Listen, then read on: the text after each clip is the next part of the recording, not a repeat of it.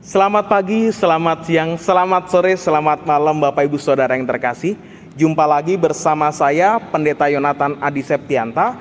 Saya melayani di GKI Jatibarang, Indramayu.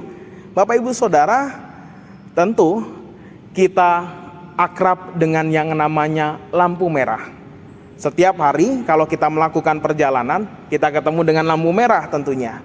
Dan Bapak Ibu, baru-baru ini saya mendapatkan sebuah berita bahwa di Bandung, tepatnya di Kiara Condong, ada sebuah lampu merah yang dinobatkan menjadi lampu merah terlama di Indonesia. Lampu merah ini berdurasi 12 menit. Bayangkan Bapak Ibu, dengan 12 menit kita nunggu lampu merah ini, apa aja yang bisa kita lakukan? Kita bisa nonton YouTube, kita bisa menyaksikan sapaan gembala yang tayang setiap hari. Kita pun bisa sarapan bahkan, atau kita bisa membaca buku, membaca Alkitab dan lain-lainnya. Dengan 12 menit banyak hal yang kita bisa lakukan.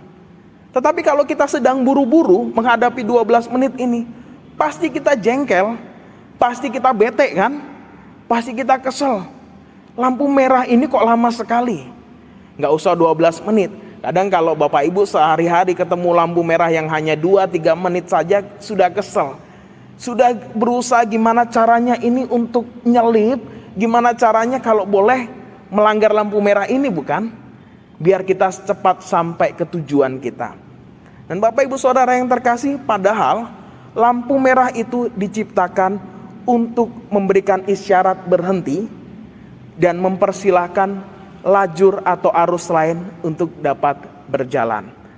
Gunanya apa? Untuk mengatur lalu lintas di sebuah persimpangan. Itu gunanya lampu merah. Bapak Ibu, saya mau mengajak terlebih dahulu untuk kita membaca dari Matius pasal yang ketiga ayat 14 hingga ayat yang ke-15 yang berbunyi demikian. Tetapi Yohanes mencegah dia, katanya, "Akulah yang perlu dibaptis olehmu, dan engkau yang datang kepadaku?" Lalu Yesus menjawab, katanya kepadanya, "Biarlah hal itu terjadi, karena demikianlah sepatutnya kita menggenapkan seluruh kehendak Allah." Dan Yohanes pun menurutinya.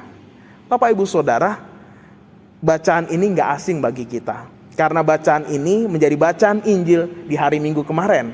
Dan Bapak Ibu, di dalam bacaan ini kita menyaksikan bagaimana Yohanes yang punya gambaran begitu agung tentang Mesias, ternyata dia saat itu disuruh untuk membaptis Tuhan Yesus yang adalah Mesias itu. Terjadi penolakan dong di dalam diri Yohanes, terjadi tanda tanya bagi Yohanes, tetapi Tuhan Yesus langsung menjawabnya, "Biarlah hal itu terjadi, karena demikianlah sepatutnya kita menggenapkan seluruh kehendak Allah." Kembali lagi dengan yang namanya lampu merah. Lampu merah itu tidak hanya kita temui ketika kita melakukan perjalanan saja. Ternyata lampu merah itu juga ada di dalam kehidupan kita. Kita menemui lampu merah ada di dalam kehidupan kita. Bapak Ibu Saudara, setiap kita pasti punya cita-cita. Setiap kita pasti punya harapan. Setiap kita pasti punya ambisi atau segala sesuatu yang kita usahakan begitu baik. Usahakan semampu kita. Tapi ingat, ternyata di dalam kehidupan kita itu ada lampu merah yang menghendaki kita untuk berhenti.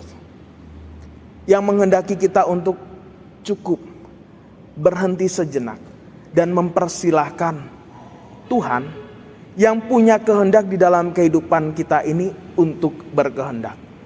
Kita melakukan segala sesuatu dengan sebaik mungkin. Kita punya ambisi, iya gak apa-apa. Kita punya harapan, iya gak apa-apa. Kita punya cita-cita, iya gak apa-apa. Tapi ingatlah, di dalam satu titik di saat kita harus mengatakan cukup terhadap apa yang kita lakukan, disitulah kita juga mempersilahkan Tuhan yang punya kehendak di dalam kehidupan kita ini untuk berkehendak dalam kehidupan Bapak Ibu dan juga saya. Untuk mengatakan cukup dan berhenti ini memang tidak mudah. Tetapi marilah kita lakukan ini di dalam kehidupan kita. Sama seperti lampu merah yang kita hadapi di dalam perjalanan sehari-hari kita. Ketika lampu merah itu menuntut kita untuk berhenti, maka ada arus yang berjalan dan semua akan teratur dengan baik. Begitu juga dengan kehidupan kita. Ketika ada lampu merah dalam kehidupan kita, berhentilah. Mungkin saat itu adalah waktu untuk kita cukup di dalam berusaha, dan biarlah Tuhan yang punya kehendak yang melakukan kehendaknya di dalam kehidupan kita. Kita berikan waktu kepada Tuhan, kita berikan kesempatan kepada Tuhan, dan biarlah Tuhan yang punya kehendak ini yang melaksanakan, menyatakan kehendaknya di dalam kehidupan kita semua. Tuhan Yesus memberkati. Amin. Mari kita satu di dalam doa.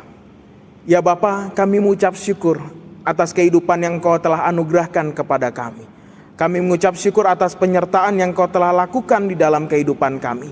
Dan saat ini Engkau kembali mengingatkan kami, di dalam kehidupan kami Engkaulah yang berkehendak. Dan mampukanlah kami Bapa, untuk terus dapat mengatakan cukup dalam setiap apa yang kami lakukan, untuk memberikan tempat bagi Engkau untuk berkehendak.